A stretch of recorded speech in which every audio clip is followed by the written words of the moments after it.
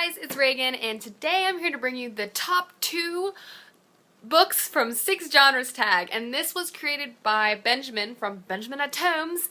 And actually, I pre-filmed this video and I'm just redoing the intro and adding a few clips in because I just wanted to make some changes because I was editing it and I was like, I'm gonna make some changes and recommend some new books because some of the books I've been talking about a lot recently, so it's a little out of date, so I'm just doing a little update on it, if you will.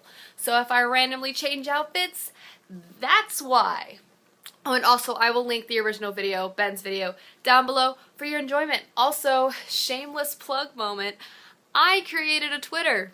Yes, so if you're interested to see what I have to say in 140 characters or less, you can follow me on that, and I will link that down below as well. Yeah, so let's just get right on into the video, shall we? Also, I don't know if I mentioned, because I can't remember, I tried to pick books that aren't very well known so you guys can get a good set of recommendations for some books that maybe you haven't heard of, or maybe just heard of and just haven't heard much about them. So, yeah, yes. Okay, let's start on with the first genre, which is historical fiction.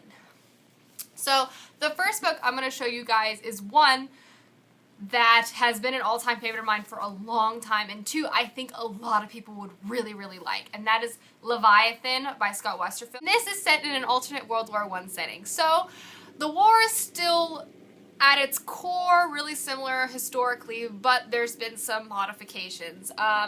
The Allied powers, instead of fighting, you know, in trenches and tanks, they are using Darwinists, basically fabricated animals, and the Axis powers are using something called clankers, which is giant machine things. Anyway, the story is fast-paced, super awesome, and personally my favorite part of this book that I just found to be extremely enjoyable is the illustrations. They have extremely detailed illustrations that really help carry the story because, I mean, it's kind of sometimes hard to imagine these crazy animals or machines and stuff. That is my first historical fiction recommendation. And the second historical fiction book I have to recommend for you guys is Grave Mercy by Robin Lefevers. And this book I think has an awesome premise that is amazing. Basically, it follows a female like assassin set in the 1400s in a French duchy. Funny word of the night, douchey. That doesn't mean the actual, okay, anyway. So basically she is an assassin working for a covenant that basically worships the god of death. So like she has special powers that allow her to see when death is coming, and if death has marked someone, that is her target. It's really good. It has a lot of political intrigue and romance and history elements that just make it all sorts of fun. On to the next genre, and that is fantasy, which is my personal favorite. And this was actually kind of difficult for me to narrow down because I love fantasy. I was really tempted to put The Demon King in here again because that's all I ever talk about in my videos. But if you haven't read it, read The Demon King. But I'm going to put in some fresh picks for you guys today. The first fantasy book I'm going to recommend to you guys is one that I don't think a lot of you are going to be familiar with, but it is hands down my favorite fantasy series besides Harry Potter. I mean, let's be honest. And that is the Codex Alera is the series name, and the first one is called The Furies of Caldron. And this book series is amazing. If you are kind of intimidated by getting into those really complex and long high fantasy series, this is a good one to start with because it's extremely fast-paced and really easy to get into. It starts quick. And basically what it is it's about a main character named Tavi, and he lives in a world where people who can call upon manifestations of elements that are called Furies. So there's wind Furies that help you fly, fire Furies that help you burn stuff, wood Furies that help you kind of blend in. It's fantastic, but our main character Tavi is not able to do that.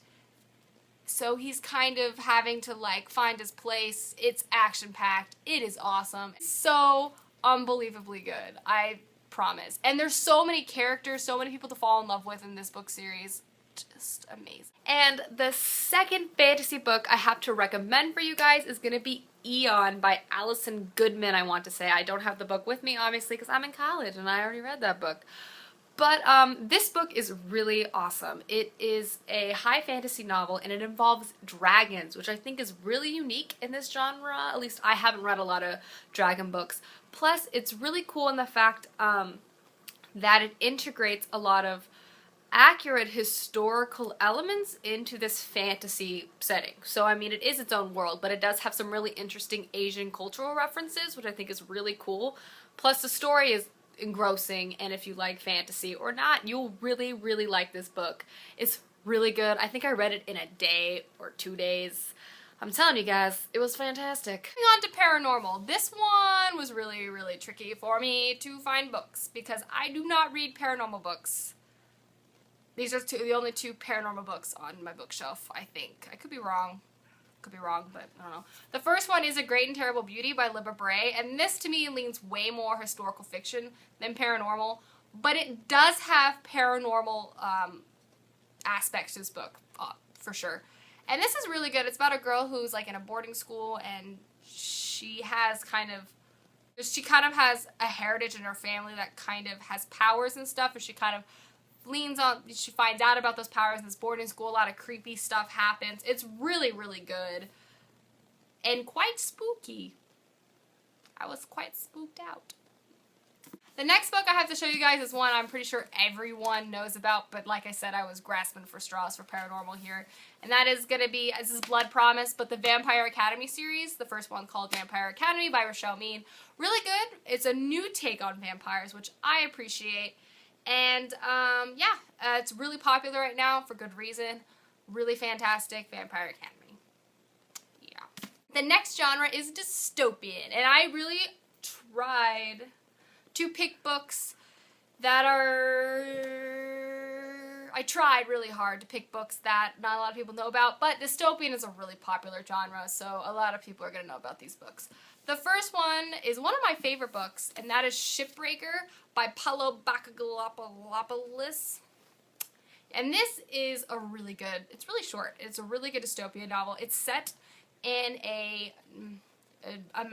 it's set in a futuristic America after basically the world's gone to crap. And it follows a main character named Naylor, and he lives on the coast, the Gulf Coast in New Orleans, like literally on the beach with all these people.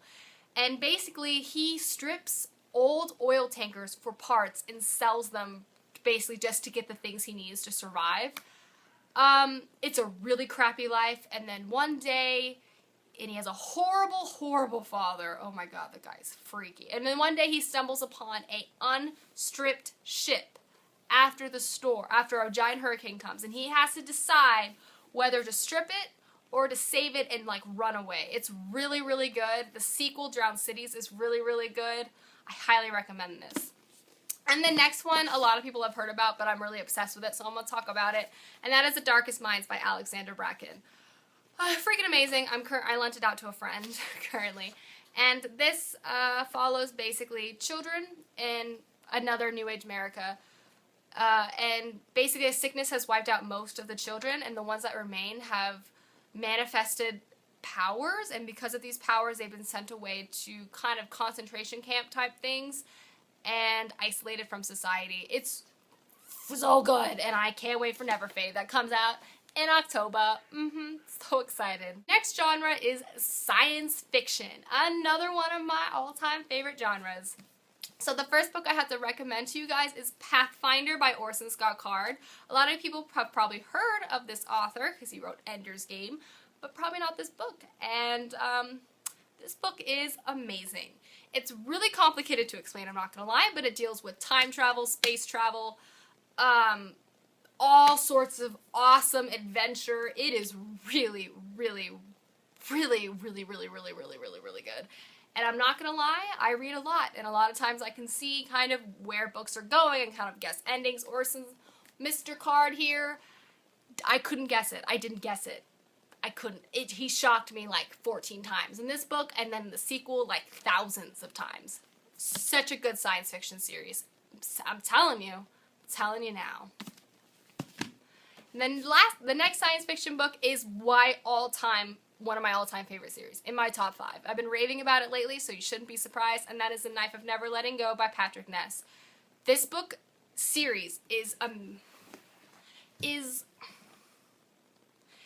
amazing, and if you haven't read it yet, do it right now. It follows a boy named Tavi. He lives in a settlement on a new planet, basically, and he basically lives in a town where everybody can hear everybody's thoughts, which is normal, until one day he stumbles upon complete silence, and it changes his world forever. It is just amazing. Please, please, please read it. The last genre is romance, and this was the hardest one for me by far, because I read a lot of books that have romance in it, but not a lot of books that are just straight up romance. So the first book I have to show you guys, I really, really, really did enjoy, and I loved it, and that is Attachments by Rainbow Rowell. This is adorable. This is about an office romance between a guy who reads emails, because that's his job, and he falls in love with one of the people he's reading the emails of, and it just kind of goes from there. It's adorable. I highly recommend it. And the second one I don't actually own, and that is going to be Anne and the French Kiss by Stephanie Perkins. Another really fun, easy read. Really enjoyable. I'm sure a lot of people have heard of it. It's just about a girl who lives in Paris, falls in love with a British-French guy. Interesting combination. Yeah, it's a really fun read. Alrighty guys, there ends the top 2 books from 6 genres tag. And I tag anyone who hasn't done it yet. Okay guys, see you later with another video.